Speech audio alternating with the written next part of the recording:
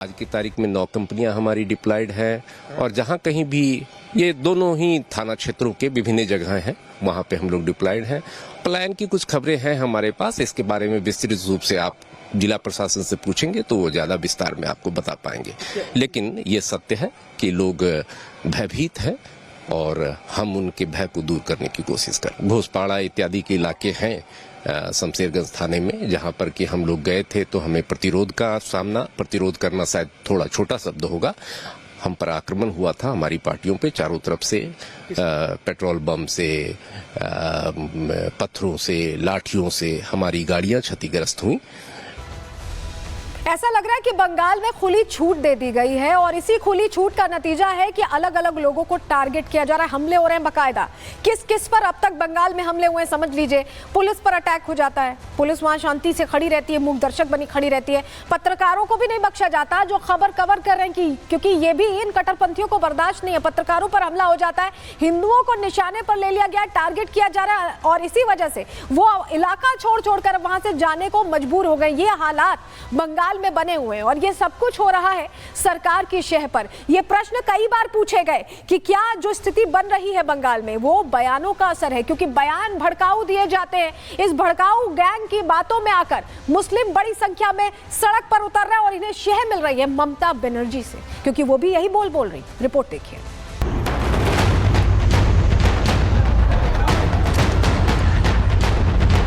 आप लोगों को दिल में दुख हुआ है वॉक ऑफ प्रॉपर्टी के लेके, आप भरोसा रखिए बंगाल में ऐसा कुछ नहीं होगा।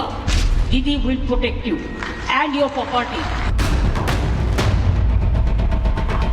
पश्चिम बंगाल की मुख्यमंत्री ममता बनर्जी का यह ऐलान न सिर्फ लोकतंत्र के खिलाफ है बल्कि कट्टरपंथियों के हौसले बढ़ाने वाला भी है। ममता बनर्जी की शह पाकर एक बड़ी मुस्लिम आबादी सड़क पर है। इस भीड़ में वो कट्टरपंथी भी शामिल हैं जिनके मंसूबे जिहादी हैं, जिनके निशाने पर कानून व्यवस्था और हिंदू हैं, जिनका टारगेट सिर्फ और सिर्फ लूटपाट और दहशतगर्दी है। वक्फ संशोधन कानून के खिलाफ पूरे विपक्ष ने देशव्यापी विरोध का प्लान बनाया था, लेकिन इस प्लान को पश्चिम बंगाल में एग्जीक्यूट किया गया। दीदी और उनके मंत्रियों ने प्रदर्शनकारियों को एक सेफ पैसेज दिया। पुलिस को ग्राउंड पर उतारा जरूर गया, लेकिन दंगाइयों को रोकने के लिए नहीं बल्कि उनसे पिटने के लिए। उसके बाद मुर्शिदाबाद, धुलियान, मालदा और नॉर्थ 24 परगना में जो हुआ उसे पूरे देश ने देखा। ममता बनर्जी इसके लिए रिस्पॉन्सिबल है। जैसे तरीके से वॉक ऑफ बिल को लेके वो जैसा उत्साह दे रहे थे, मुसलमान लोगों को जैसे उत्साह दे रहे थे, उसका परिणति है मुख्यमंत्री उनके सामने उनका मंत्री बोल रहा है कि हम ऐसा एक दिन आएगा, हम लोग चाहते हैं तो पूरा कोलकाता को ब्लॉक कर दे सकते हैं। ममता बनर्जी बोला था लंदन बनाएंगे, लेकिन इसको बांग्लादेश बना दिया है। 2 हिंदू लोगों को हत्या किया है वहाँ पे, तो हिंदुओं को जैसे तरीके से हत्या हो रहा है तो कौन धर्म को लेकर राजनीति कर रहा है? सब लोग जानते हैं ये लोग पूरा पश्चिम बंगाल का जनता को उल्लू बना रहे हैं। विपक्ष का तुष्टीकरण वाला प्लान देश के लिए कितना बड़ा खतरा बनता जा रहा है, इसका अंदाजा आप कांग्रेस के सांसद इमरान मसूद के इस बयान से लगा सकते हैं। समंदर में तूफान बहुत है और जब तूफान हो तो तूफान का सामना बड़ा जहाज करता है, कश्तियां नहीं कर पाती। इसलिए आपसे कहना चाहता हूं, ये कश्तियों की सवारी छोड़ करके जहाज की सवारी की तैयारी करिए। एक ही रास्ता है बस, और कोई रास्ता नहीं है। और ये वादा आपसे करना चाहता हूं कि जिस दिन आ जाएंगे उस दिन घंटे भर के अंदर इसका इलाज भी करना जानते हैं। जो पार्टी पिछले 11 साल से सत्ता से बाहर है, अगले 4 साल तक जिसकी सत्ता में वापसी की उम्मीद भी नहीं है, उसके नेता महज मुस्लिमों को बरगलाकर देश का माहौल बिगाड़ने के लिए ऐसी तकरीरें कर रहे हैं। हैदराबाद में खड़े होकर ऐसे बयान देने का मकसद सिर्फ और सिर्फ देश भर में मुर्शिदाबाद जैसा माहौल बनाना है। इस भड़काऊ टोली में इमरान मसूद अकेले नहीं हैं, उनके साथ जमीयत उलेमाए हिंद के प्रमुख महमूद मदनी भी खुलकर वक्फ की लड़ाई में कुर्बानी की मांग कर रहे हैं। मामला वक्फ का नहीं है, मामला पॉलिटिक्स का है। मुसलमानों के नाम पर, मुसलमानों के खिलाफ लड़ाई जारी रहेगी, खत्म नहीं। और जो कुर्बानी देनी पड़े, अगर लड़ना पड़ेगा लड़ेंगे, सब्र करना पड़ेगा सब्र भी करेंगे और कर रहे हैं। 1 घंटे वाली धमकी और कुर्बानी वाली तकरीरें बता रही हैं कि पश्चिम बंगाल में हो रही हिंसा के पीछे यही सोच काम कर रही है। इमरान मसूद, असदुद्दीन ओवैसी और महमूद मदनी जैसे बयान बहादुरों के मंसूबों की पोल उन्हीं की कौम के धर्मगुरु खोल रहे हैं। जिस दिन से ये बिल पास हुआ, मैं उसी दिन से चिल्ला रहा हूँ कि सड़कों पर आना, इस बिल को लेकर मुखालफत सड़कों पर करना ये उचित नहीं है। इसका नतीजा यही निकलेगा, लोग मरेंगे, उनके खिलाफ FIR होंगी, हिंदू मुसलमान नफरत फैलेगी, कोई इधर जाएगा कोई उधर जाएगा, यकीनी तौर पर ये सब होगा। ये जो हमारे जो कह रहे हैं कि हम इसके विरोध में काम कर रहे हैं, वक्फ बिल नहीं होना चाहिए, ये लोग जानबूझकर हिंसा भड़काना चाहते हैं, हिंसा भड़काना चाहते हैं। ये आप असदुद्दीन ओवैसी का बयान देखिए, मुसलमानों उठो, उठने का वक्त आ गया है, तुम्हारे सर पे तलवार लटकी हुई है, तुम्हारी मस्जिदों को खतरा है। ये ऐसे बयान हैं जो किसी भी धर्म के मानने वाले के जज्बात को भड़का सकता है। वक्फ कानून और हिंदुओं के खिलाफ पश्चिम बंगाल सियासी प्रयोगशाला बन गया है। हिंदुओं का पलायन बता रहा है कि बंगाल में बांग्लादेशी सोच हावी होती जा रही है। यही वजह है कि अब मुर्शिदाबाद जैसे जिलों में सेंट्रल फोर्स की तैनाती की गई। मैं इसकी बहुत भर्त्सना करता हूं। विरोध करने का अधिकार है, लेकिन हिंदुओं के घर घुस करके मारा जा रहा है और ममता जी की पुलिस शांत रहती है। वो तो हाईकोर्ट के आदेश पर BSF की फोर्स पहुंची तो कुछ लोगों की जान बची।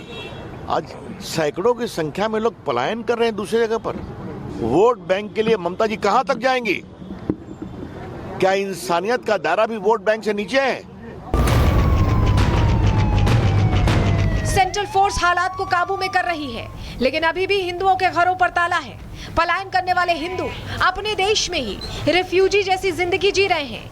जिस सरकार को वोट देकर प्रदेश की कमान सौंपी गई थी, वो सिर्फ एक धर्म के लोगों की हमदर्द बनी हुई है। ऐसे में देखना ये होगा कि पश्चिम बंगाल में हालात कब तक सामान्य हो पाते हैं। Bureau report, Republic Bharat.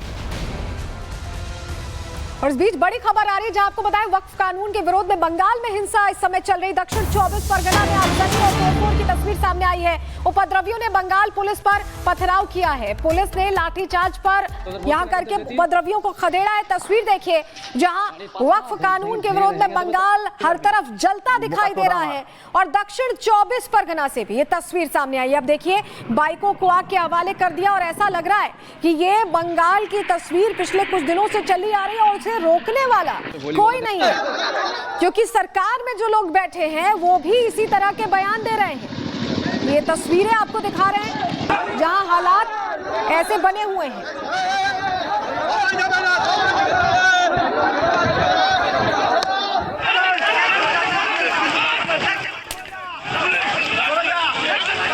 और चलिए तीन तस्वीरें आपको दिखाते हैं किस तरह के हालात बंगाल में हैं। आपके लिए देखना महत्वपूर्ण हो जाता है। उपद्रवियों ने पथराव किया। ये हाईवे की तस्वीर है जहां तोड़फोड़ हो रही है, आगजनी हो रही है। उपद्रवियों पर ऐसे में लाठी चार्ज किया गया, हल्का बल प्रयोग किया गया इन्हें तितर बितर करने के लिए। ये हालात हैं बंगाल के। बंगाल में हर तरफ हिंसा जैसी स्थिति बनी हुई है और ऐसे में क्या करें हिंदू, उन्हें छोड़ना पड़ रहा है क्योंकि उस इलाके में लगातार इस तरह से आगजनी हो रही है, हिंसा होती दिखाई दे रही है।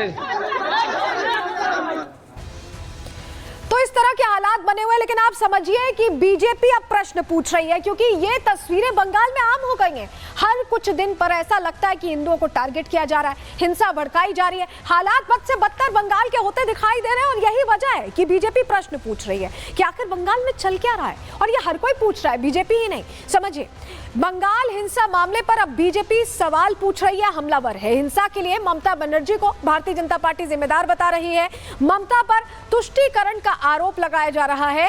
वोट बैंक के लिए भड़काऊ बयान देने का आरोप भी बीजेपी ममता बनर्जी पर लगा रही है। ममता बनर्जी का एक बयान बहुत तेजी से वायरल हो रहा है और विधानसभा के अंदर ही ये बयान दिया गया था जो वायरल हो रहा है और जो कहीं ना कहीं एक तरह से शह दे रहा है। आपको फरवरी 18, 2025 का सदन के अंदर का वो बयान सुनाने जा रहे हैं।